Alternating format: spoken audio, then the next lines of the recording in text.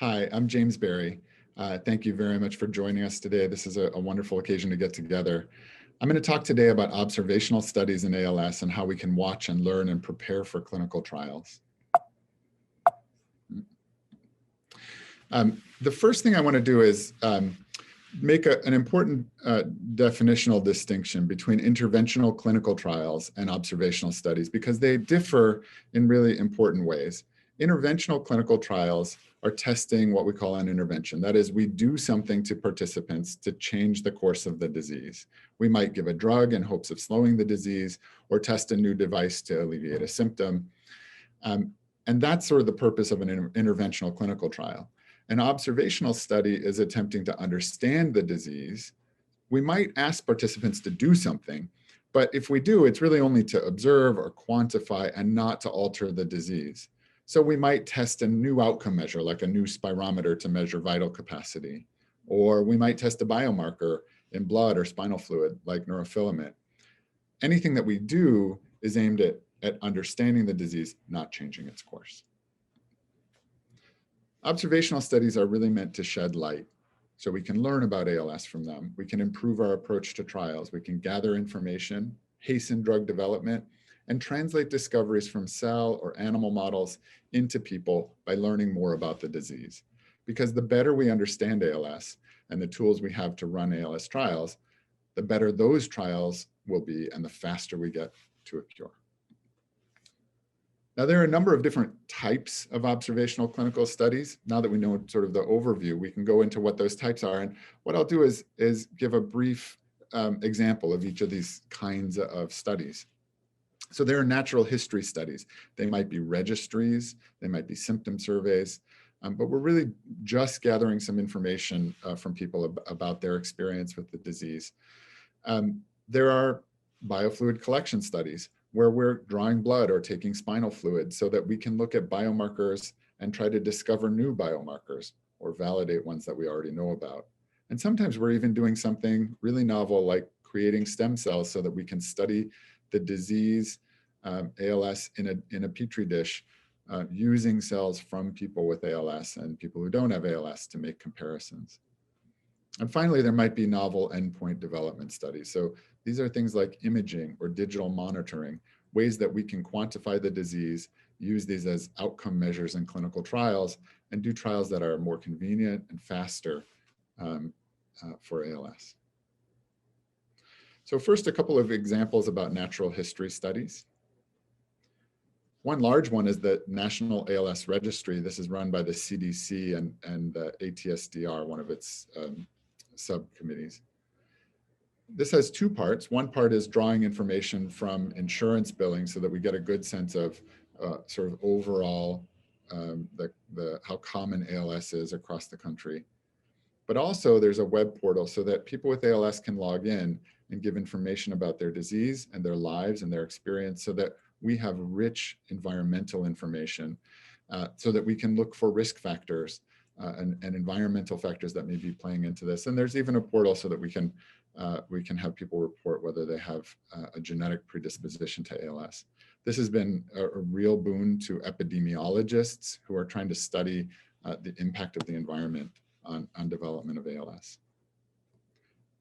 Another natural history study is the MDA Mover database, and this stands for Neuromuscular Observational Research.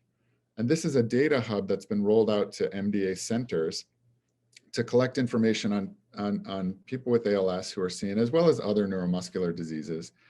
And it's a registry. Again, we're collecting information about the disease. It's a very different perspective. So this is very clinic-based. The clinics are entering the information, and the uses of this database may be more in line with understanding how the care that we're giving for people with ALS is most successful, understanding the best guidances for treating the disease, and perhaps how we can better offer trial opportunities to people with ALS.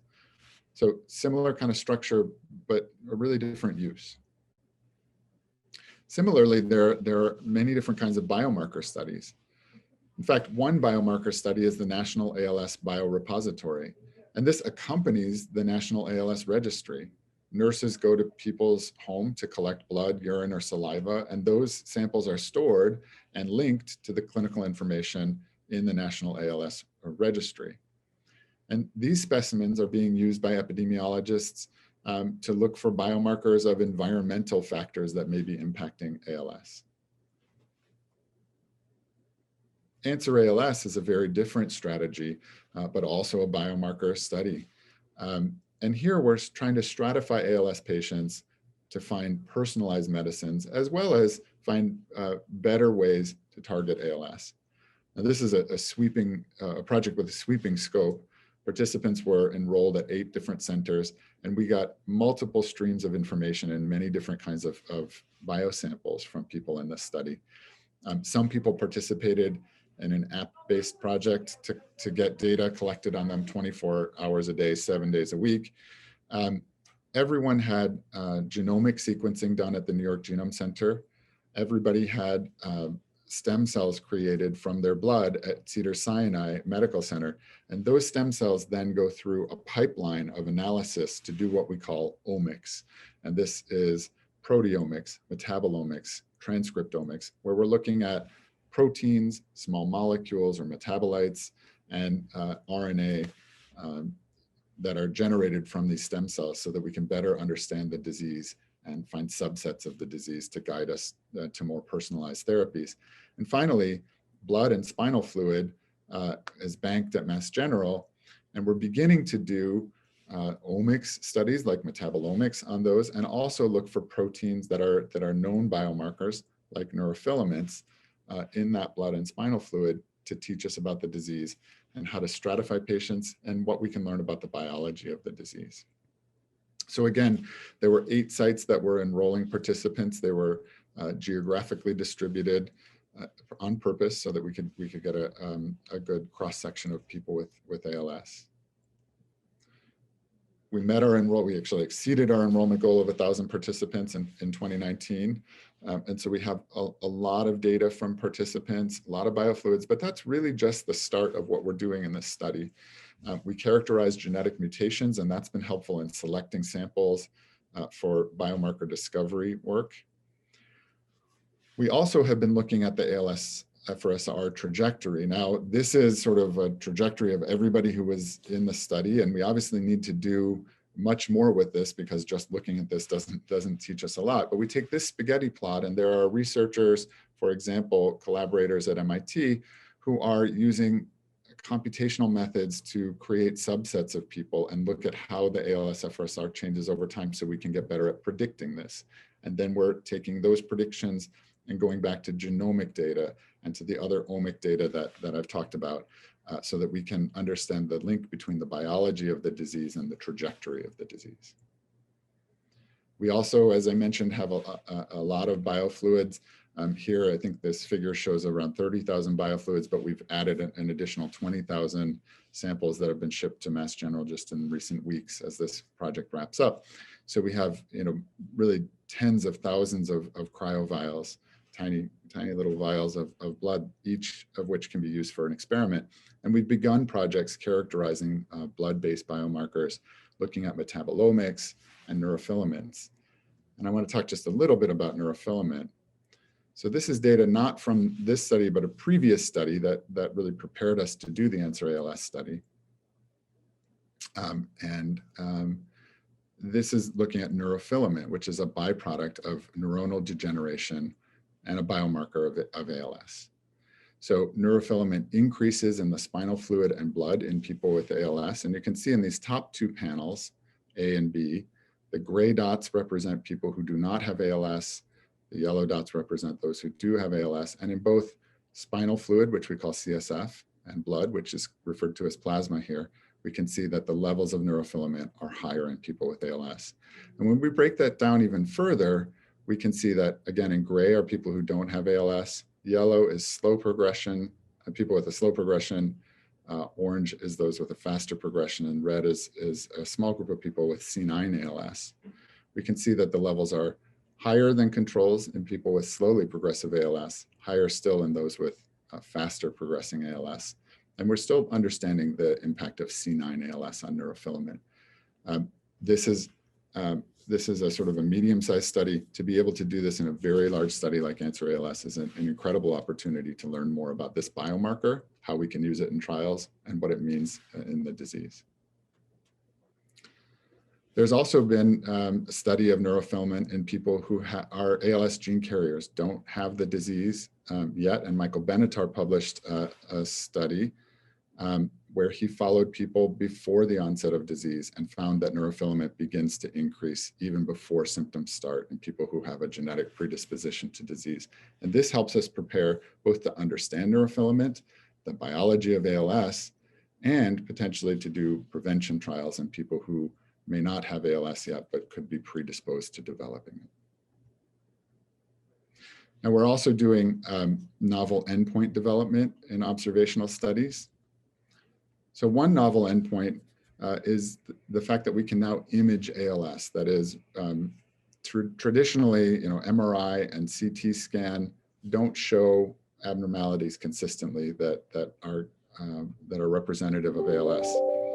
But PET is another imaging technique that Dr. Suma Babu in our group has been moving forward, as well as others around the globe, to try to be able to visualize the impact of ALS in the brain. And so here you can see a representation of an image of the brain from people who are healthy, from people who have ALS, and from a group of people who have PLS, a related disorder that only affects the motor neurons in the brain and not those in the spinal cord. In the healthy control population, you can see this is the motor cortex where these arrows are pointing. And you can see it's a little yellow, but basically greenish yellow in that motor cortex. But in people with ALS and in people with PLS, you see the same phenomenon, which is you see this red hot spot in the motor cortex. And you see that in all the different angles of looking at the brain. It's all in the same location, and it's right where the motor neurons live. And what that shows us on this particular PET image is that there is inflammation. That leads us to understand the biology better. It might act as an outcome measure for clinical trials, so we could do a short trial and see if we can impact that neuroinflammation. And really, if we talk to people who are studying multiple sclerosis, where there are many, many approved drugs, many of the researchers in that field would tell us that the turning point in multiple sclerosis was when they were able to image multiple sclerosis, in that case using MRI. So this could be really a watershed moment for ALS. We're also using digital biomarkers increasingly to get more data at a lower burden for trials, really ultimately to do trials better in people with ALS. A study that we've been doing, we've called symptom monitoring for ALS in real time, or the SMART study. And this uses an app that is called the BWI app. It's secure, it's convenient, flexible. It's open source, which means that anyone can use it. And there are robust ways to reproduce the studies that we do in the BWI app. It was built using a funding from the NIH and is meant to be a resource. The study that we've done, we contact people every 6 or 12 weeks to do a traditional ALS-FRSR and get vital capacity, and that gives us sort of a ground truth. And then we have what we call active app data, which is asking people to provide information either by doing surveys or giving recordings of their voice. And the surveys that we're doing so far have been the ALS Functional Rating Scale revised and something called the Communicative Participation Item Bank, which is a questionnaire that talks not just about whether people can speak or how well, but how are they using speech to communicate? Is it only the essential things that they're saying, or are they really communicating deeper ideas in conversation? And we're also doing weekly recordings of a speech sample and a cough, and then we can analyze those recordings to understand things like how quickly people are speaking and how intelligible that speech is. And finally, we're getting passive data from the app using the phone's built-in sensors like the accelerometer, the gyroscope, the GPS, and then on Android phones, call and text logs. They don't say where people called, but that they had X number of phone calls, some number of phone calls in a day, or some number of texts in a day. So a lot of information out of this small app. One of the observations that we've already made is that The communicative participation is lower in people who have slower speech. So we broke people up into what is a normal speaking rate and what is a slowed speaking rate. And we found that on this communication questionnaire, people had normal communication when their speaking rate was normal. And they had abnormal communication when their speaking rate was slowed. Now this is, may seem obvious, but to be able to quantify this actually brings us to a really much different place, because we can now say that when we measure speaking rate, it is something that impacts people's lives in a meaningful way. And that makes it a very important outcome measure for a clinical trial. Without this kind of information, someone might say, okay, so you've made people speak faster. What difference does that make? This is key information for us.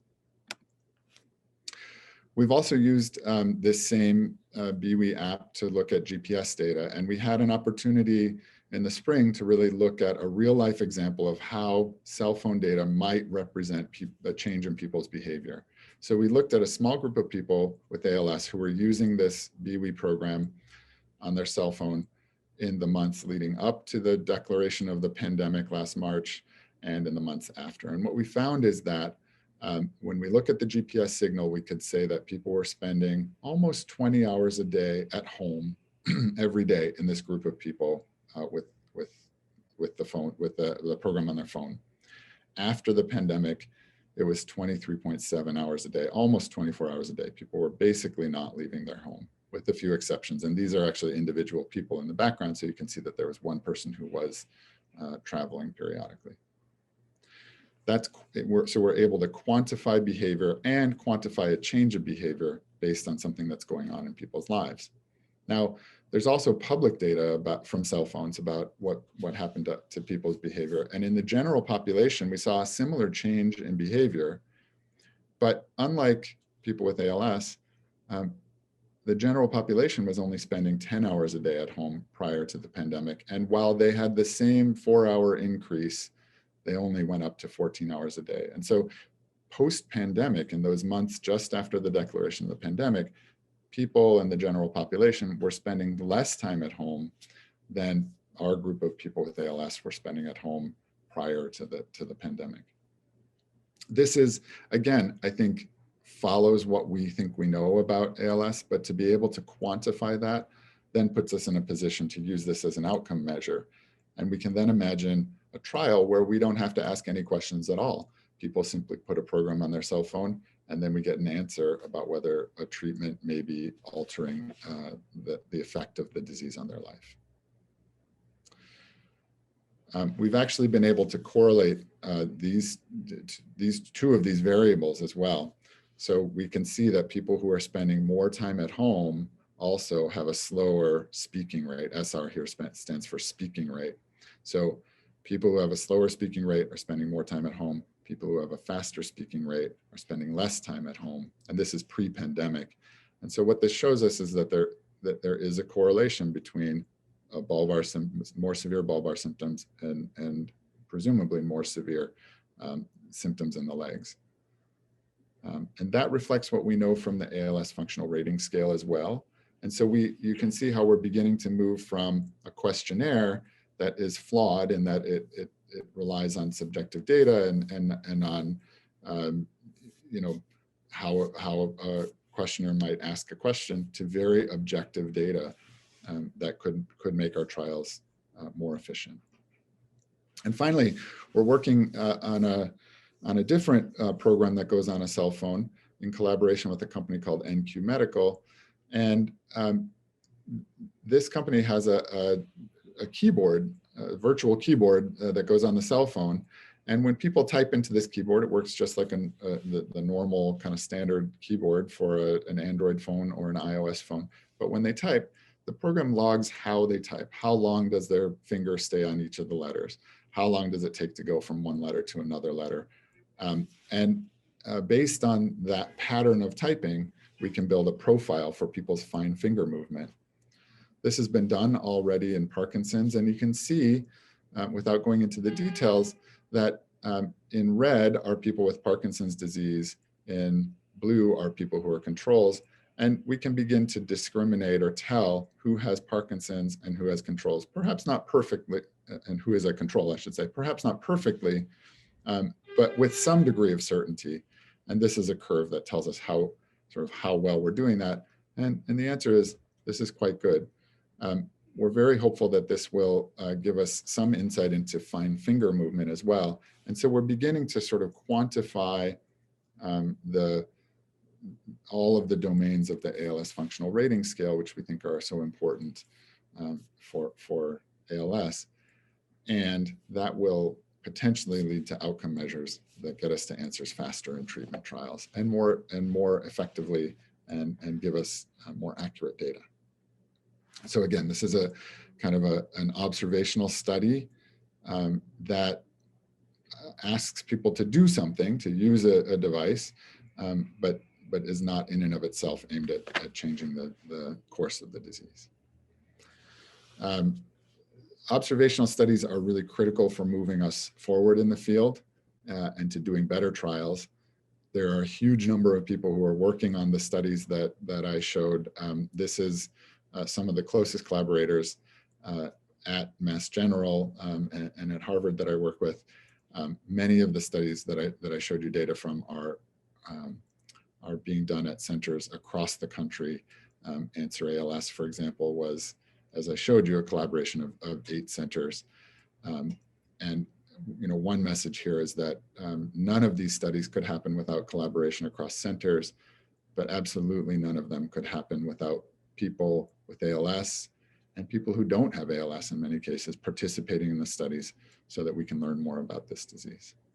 Thank you very much.